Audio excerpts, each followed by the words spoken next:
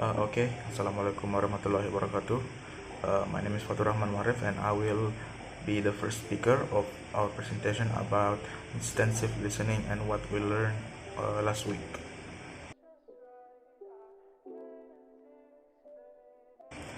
So the first is what the differences between intensive listening and extensive listening.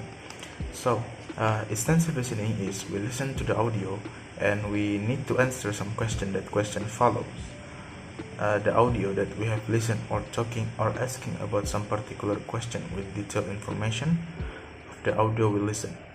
While the extensive listening is the goal of extensive listening is we can maintain that we call extendable learning.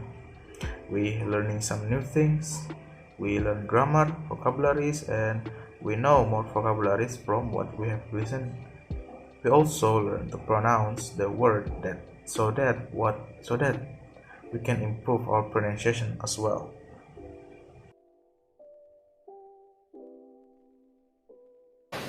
Extensive listening proficiency level.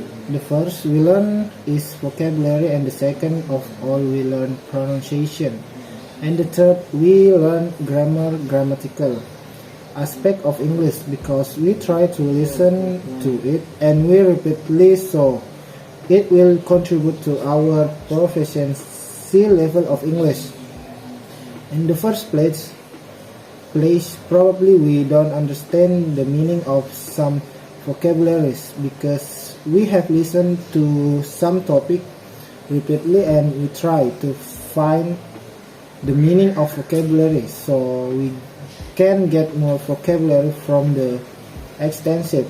So that is how extensive listening contribute to proficiency of English. The second of all, pronunciation. There are some words that very difficult to pronounce in English, so we can improve our pronunciation as well.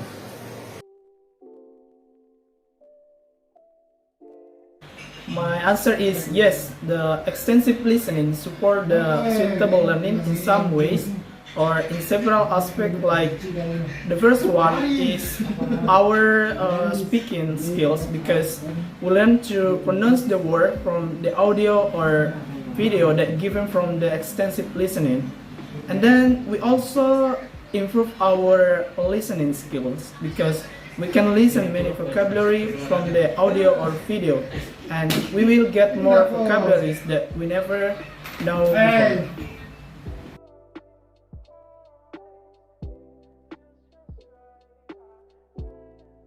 Okay, the next is how to implement extensive listening, which one is more effective. The first is assignment versus non-assignment.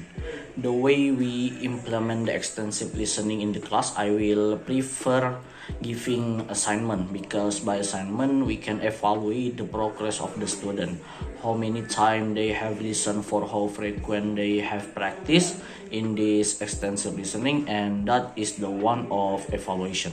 Second of all, by giving assignment we can recognize how many vocabularies the progress, and we can evaluate the progress of vocabulary learning from the student. We can also evaluate the pronunciation progress of the student. That is why by giving assignment, I think is more effective in the extensive listening implementation in the class. Okay, second is video versus audio. I think I will prefer video because they can provide a visual of the material being discussed, and also with video we can be more interactive on the topic we have choose, and that will make us more interactive. And also with the expression of the presenter of the video, we can more easily understand the meaning from the vocabularies of the video. I think that's all. My answer is I will prefer giving the free topic. I mean, like, we prefer letting the students choose their own topic because the intention of the extensive listening is enjoy they need. So the student will listen to their material enjoyfully.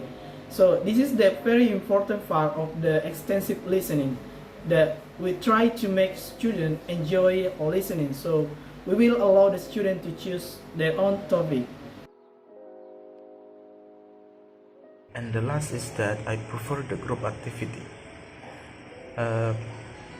Because in group activity you can share that they can communicate with each other. Another, we can share what we have, what the first person to get a second or the third person in the group, and they can share some information. They can also communicate with the group, so they can contribute. No one can contribute to other skill in extensive listening.